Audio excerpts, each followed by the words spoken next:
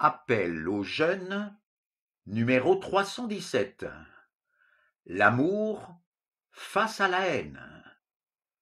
Lorsque Jésus, le Fils de Dieu, était sur la terre, la Bible dit qu'il a passé de lieu en lieu, faisant du bien et guérissant les malades. Livre des Actes, chapitre 10, verset 38. Pourtant, les gens de son époque se sont ligués contre lui pour le faire mourir.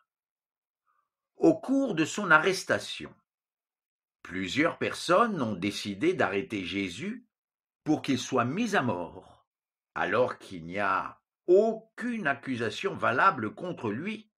Évangile selon Luc chapitre 22 et Évangile selon Jean chapitre 18. Un homme nommé Malchus fait partie de cette compagnie. Quelqu'un sort une épée pour défendre Jésus.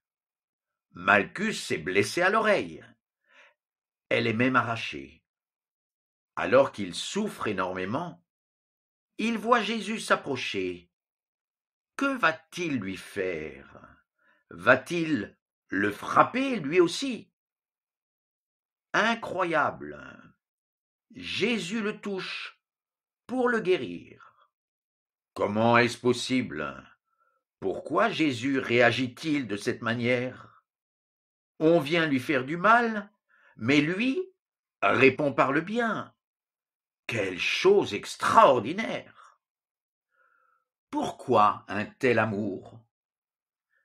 Parce qu'il est venu sur la terre sous la forme d'un homme pour nous sauver et non pour nous juger. Car Dieu n'a pas envoyé son Fils dans le monde afin qu'il jugeât le monde, mais afin que le monde fût sauvé par lui. Évangile selon Jean chapitre 3 verset 17. Il aurait pu réagir avec force, mais ce n'était pas sa volonté, ni celle de Dieu. Il a dit: penses-tu que je ne puisse pas maintenant prier mon Père, et il me fournira plus de 12 légions d'anges, c'est-à-dire plus de 50 000. Comment donc seraient accomplies les Écritures? Évangile selon Matthieu chapitre 26 versets 53 et 54. Il est venu souffrir et mourir pour nous. À la croix de Golgotha, il a subi à notre place le jugement que nous méritions pour tout le mal que nous avons fait et pensé, nos péchés. Et toi, ressembles-tu à ceux qui veulent faire du mal à Jésus? Ou es-tu entraîné par la foule à te moquer de lui, alors que tu ne le connais même pas réellement? Sache qu'il t'aime profondément, qu'il a souffert et qu'il est mort pour toi, parce qu'il voulait ton bien, malgré tout le mal que tu as pu déjà faire. À toi de décider ce que tu veux faire de cet amour. Vas-tu reconnaître tes péchés devant lui et accepter qu'il a souffert à ta place en portant le jugement de Dieu?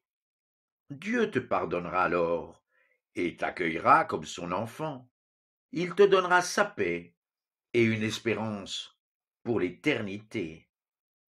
Il te bénira, c'est-à-dire te fera du bien, et t'aidera à traverser les difficultés de la vie.